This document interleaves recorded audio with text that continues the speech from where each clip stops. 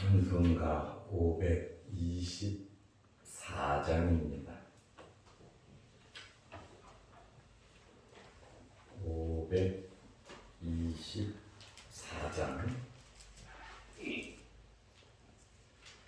갈 길 밝히 보이시니 주 앞에 빨리 나갑시다. 우리를 찾는 구주 예수 곧 오라시네. 죄악 벗은 우리 영혼은 기뻐 뛰며 주를 보겠네. 하늘에 계신 주 예수를 영원히 섬기리. 우리를 오라 하시는 말 기쁘게 듣고 순종하세. 구주를 믿기 지체 말고 속속히 나가세. 죄악 벗은 우리 영혼은 기뻐 뛰며 주를 보겠네. 하늘에 계신 주 예수를 영원히 섬기리. 주 오늘 여기 계시오니 다 와서 주의 말씀 듣세. 듣기도 하며 생각하니 참 진리시로다.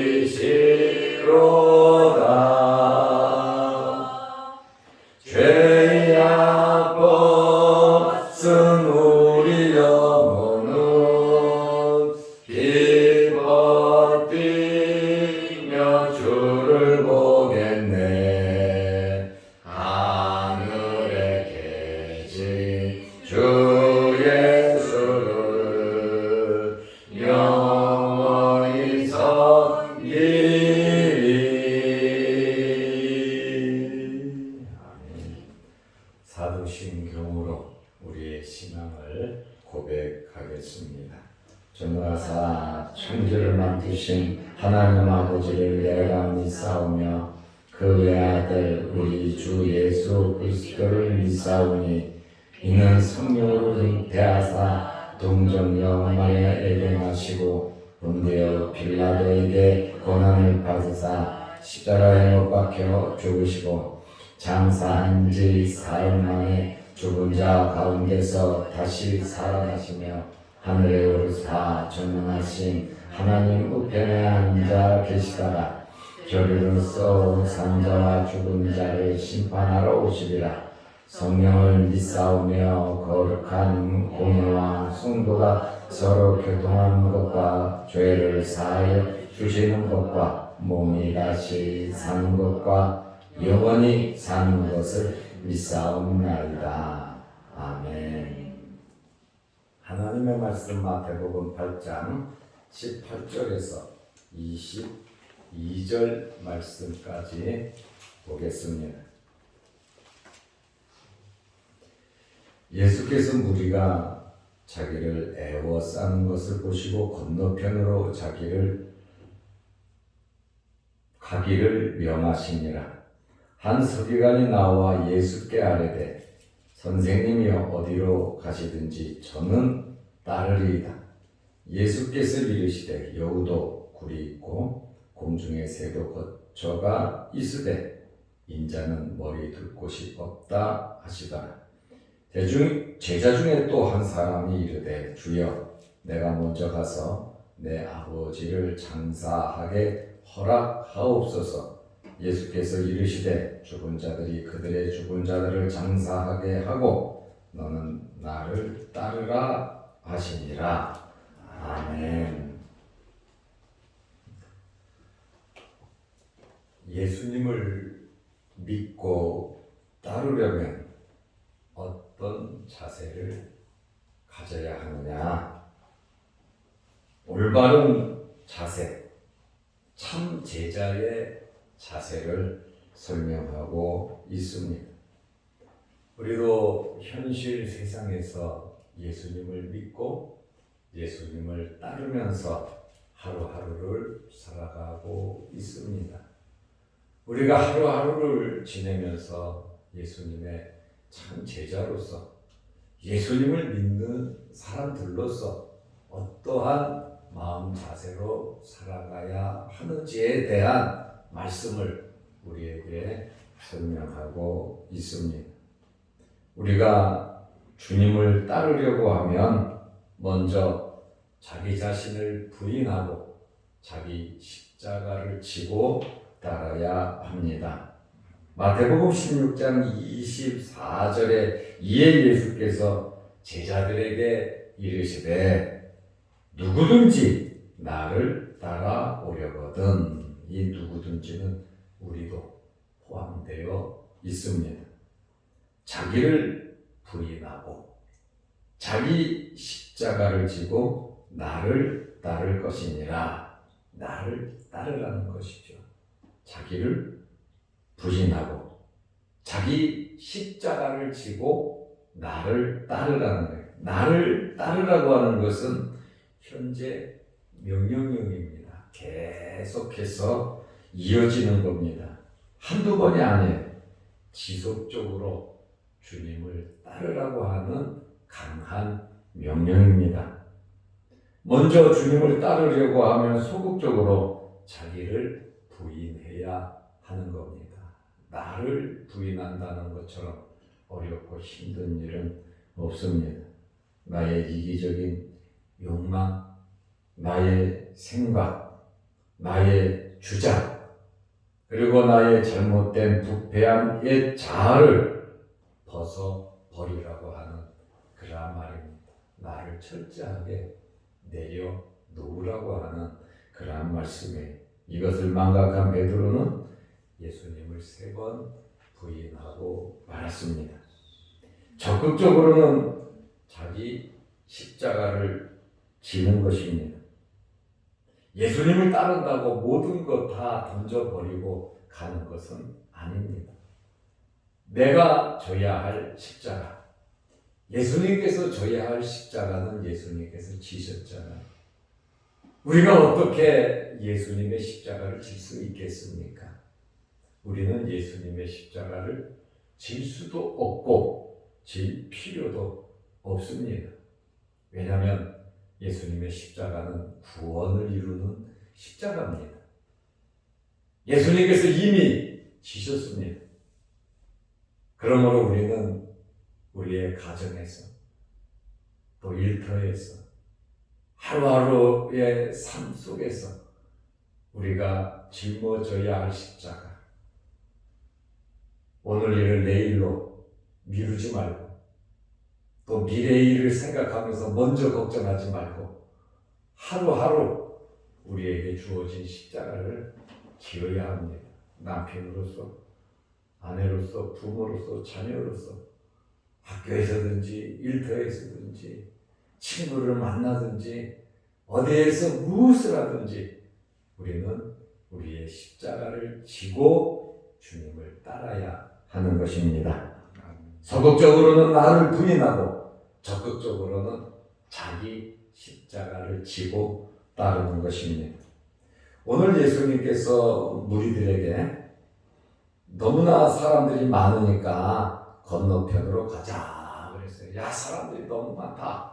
이거 발디딜 틈도 없고 이거 아무것도 할 수 없으니 건너편으로 가자 그랬어요. 그때에 한 서기관이 주님 어디 가시든지 나는 예수님을 따르겠다고 말을 합니다. 19절 말씀에 보면 한 서기관이 나와 예수께 아뢰되 선생님이여 어디로 가시든지 저는 따르리이다 하고 골짝 빈들에도 따라가겠다고 하는 그러한 이야기를 했습니다. 여기 순복하여 따른다고 하는 저는 따르겠나이다 한 이 단어가 아콜루테오라고 하는 말인데, 이 따른다고 하는 이 단어는 닮는다는 이야기, 그리고 함께 간다라고 하는 뜻이 있습니다. 이 서기관이 나는 예수님을 따르면서 예수님을 닮아가는 그러한 삶을 살기를 원합니다 하면서 주님을 따른다는 거예요. 닮아간다는 거예요. 주님의 모든 것을 배우면서 닮겠다고 말을 합니다. 이 서기관은 대단한 결심이죠. 율법 선생으로서 해야 할 일이 참 많습니다. 그럼에도 불구하고 주님을 따르겠다고 고백을 합니다. 여기 선생님이라고 호칭한 것을 보면 예수님의 권위를 인정하고 있다. 자기도 율법에 대한 선생이에요. 그런데 예수님의 말씀을 들어보니까 그 권위가 다르다는 거예요. 그렇다 보니 이 서기관이 선생님으로 인정하면서 권위를 인정하면서 주님을 따른다고 이야기를 합니다. 그러나 성경 여기저기를 보면 바리새인과 서기관들은 예수님을 죽이려고 했던 자들이에요. 모해하고 뒤집어 씌우려고 했던 그러한 사람들인데, 이 서기관은 긍정적으로 주님을 따르겠다고 주님께 나와왔습니다. 그런데 예수님께서 오케이, 나를 따르라 이렇게 먼저 말씀하지 않으시고 십자가의 길, 나를 따르려고 하면 이것 정도는 기억하고 따르라고 하는 그러한 말씀이에요.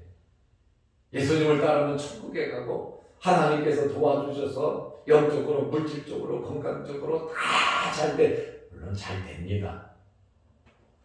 그러나 이러한 생각은 소극적인 자기를 부인하는 생각이 아니에요. 그리고 십자가를 지는 것이 아니다라고 하는 그러한 말씀입니다. 그래서 예수님께서 십자가의 길을 서기관에게 말씀하셨습니다. 우리는 이 말씀을 마음에 새겨야 합니다. 마태복음 8장 20절 말씀에 보면 예수께서 이르시되 여우도 굴이 있고 공중의 새도 거처가 있으되 인자는 머리 둘 곳이 없다 하시더라.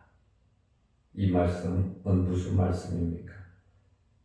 여우도 굴이 있고 공중의 새도 쉴만한 처소가 있지만 나는 휴식을 취할 최소한의 집도 없다라고 하는 그러한 말씀. 예수님을 생각하면 우리는 너무나 잘 먹고 잘 살고 있습니다. 저도 목사로서의 삶을 살아가지만 예수님 덕에 살아가고 있지만 예수님의 이러한 말씀을 보면 너무 부끄럽기도 하고 어떤 면에서는 죄송하기도 합니다. 주님은 이렇게 사셨는데 주님을 따르는 제자들로서 이렇게 살아도 되겠는가 하는 주님 앞에 죄송한 그러한 마음이 사실 많이 듭니다. 주님을 닮아가려고 애쓰고 노력을 하지만 또 이것이 마음대로 되지는 않더라 그 말입니다. 예수님께서 여우도 굴이 있고 공중의 새도 거처가 있지만 인자는 머리 둘 곳이 없다. 최소한의 쉴만한 공간도 없으시다라고 하는, 어디에서 자야 되는지, 어디에서 먹어야 되는지, 어디에서 쉬어야 되는지 그 장소가 정해져 있지 않다라고 하는 그런 말씀입니다. 어떤 학자는 이 말씀을 보면서 예수님께서 이 서기관에게 너 나 못 따라, 나를 못 닮아 거절했다고 말을 하는 학자들도 있습니다. 그러나 이 말씀은 거절한 것이 아닙니다. 제자로서의 삶을 살으려면, 나를 따르려면, 나와 함께 하려면 이 정도 각오는 해야 된다라고 하는 그러한 말씀이에요. 나를 따르려면 자기를 부정하고 어떠한 희생과 고난과 어려움이 있다 할지라도 나를 따르겠느냐 하는 주님의 말씀, 다시 말하면 이 서기관에게 한 번 더 생각해 볼 기회를 주시는 것이지, 너는 안 돼, 잘라낸 것은 아니다, 그 말입니다. 가난함과 피곤함을 각오하고 나를 따르라고 하는 그러한 말씀입니다.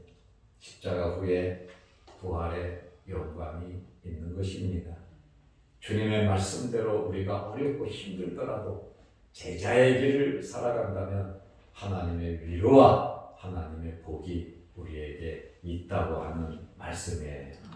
이 땅에서의 삶은 한 100년, 그러나 하나님의 나라는 영원하단 말이에요. 저 각과 어르신들이 세상을 떴어요. 30년, 40년 되신 분들도 있고 10년 된 분들도 있고 작년에 올해 세상을 뜨신 분들도 있어요. 오래 돼서 돌아가신 분이나 오래 돌아가신 분이나 세월은 참 빠르더라고요. 전부 다 하나님 앞에 있을 거란 말이에요. 내가 더 오래 40년, 50년을 더 사는 것이 중요한 것이 아니라 하나님 앞에 설 때 부끄럽지 않도록 살아야 된다라고 하는 말씀이에요. 우리 남은 생에 예수님의 이 말씀을 우리는 기억하면서 살아야 합니다. 이것이 맨날 지글지글하게 가난하게 고통받으며 살아가는 것이 아니잖아요. 우리의 바른 마음의 자세로 주님을 닮아가며 따라가는 것이고, 나의 주어진 환경에서 하나님 기쁘시게 하는 그러한 삶을 살아가는 거예요. 내가 회사에 다닌다, 회사에 무슨 직책이 있다, 나는 주일을 어떻게 사람들을 만나지 않는데, 아니, 회사 안에서도 만나는 사람들에게 예수 그리스도의 사랑을 나누어 주면 되는 거예요. 시장에 가서 장을 보면서도 물건을 파는 사람들, 이런 사람 저런 사람들을 만나면서 예수 그리스도의 향기를 나누어 주면 되는 거예요. 장사를 하면서도 가게에 들어오는 사람들에게 예수 그리스도의 사랑을 나누어 주면 되는 것이고, 물건을 사러 가고 식당에 음식을 먹으러 가도 그곳에서 예수 그리스도의 사랑을 나타내면 되는 거 아니겠습니까? 주님의 말씀대로 사는 것이 다 던져버리고 예수님의 제자들처럼 목사처럼 맨날 교회에서 살으라는 거 아니잖아요. 우리 자식들 잘 키우고 그들을 위해서 기도하고, 그러한 삶이 하나님께서 기뻐하시는 삶이지, 그냥 거창하게 하는 그것이 아니다라고 하는 그러한 말씀이에요. 서기관에 대한 말씀을 듣고 또한 제자가 예수님을 따름에 있어서 한 조건을 제시하고 있습니다. 21절 말씀에 보면 제자 중에 또 한 사람이 이르되, 19절에 서기관도 예수님께서 제자로 인정하셨잖아요.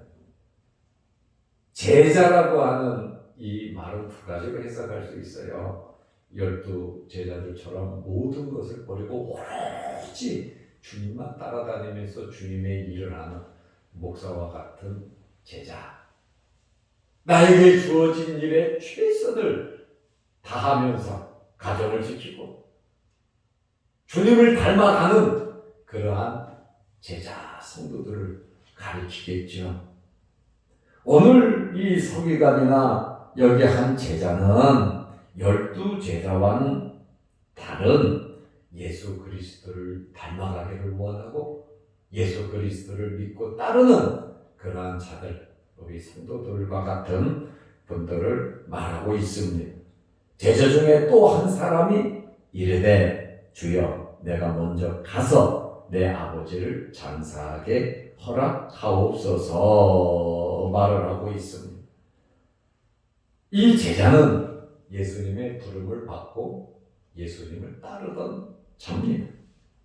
그런데 무엇이 문제냐면 우선순위가 바뀌었다라고 하는 말이에요. 아버지가 세상 언제 떠날는지 압니까? 어머니가 언제 세상을 떠날는지 압니까? 내 사업이 언제 잘 될는지 압니까? 우리는 현재 지금 이 환경에서 주님을 따르고 주의 말씀대로 최선을 다하라고 하는 그러한 말씀이에요. 달란트 비유에서 5달란트, 2달란트 맡은 사람은 바로 가서 장사했다 그러잖아요. 언제 아버지가 세상 떠날는지 모르는데 내가 주님을 적극적으로 따를 건데 내가 분양해야 할 아버지가 죽으면 내가 장례를 치르고 그 다음부터 주님 따르겠습니다. 자기가 먼저 갈지 아버지가 먼저 갈지 누가 알아요? 세상에 기회라고 하는 것은 항상 있는 것이 아닙니다. 그렇다고 부모 봉양하지 말고 자식 키우지 말고 주님 따르라는 이야기가 아니잖아요. 우선순위가 바뀌었어요.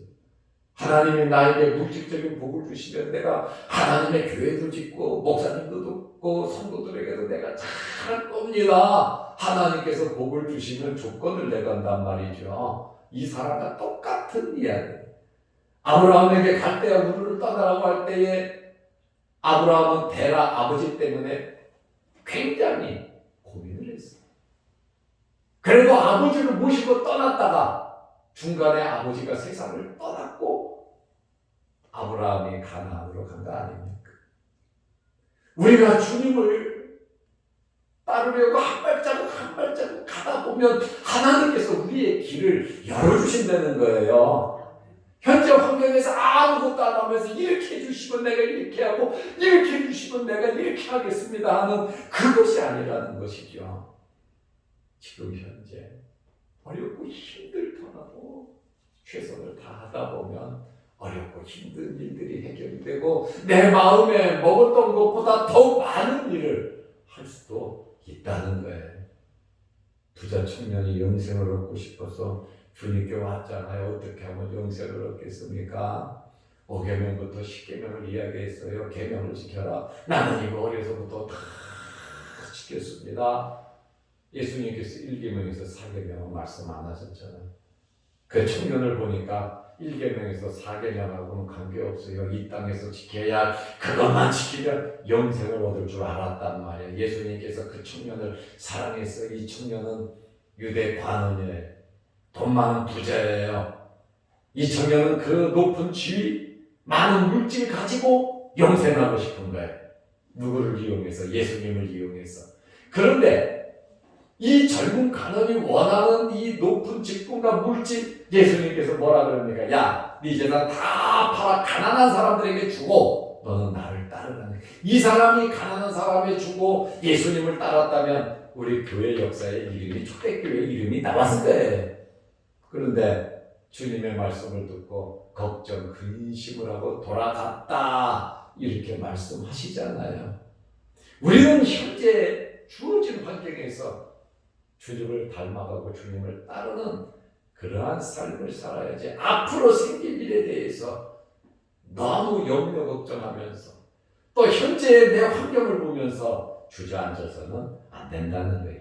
주시는 대로 주님을 잘 섬기시기를 바랍니다. 아멘. 여러분 환경에서 여러분 자녀들을 키우면서 또 생업에 종사하면서 하나님 잘 섬기시기를 바랍니다. 아멘. 이렇게 해주시면 이렇게 하겠습니다.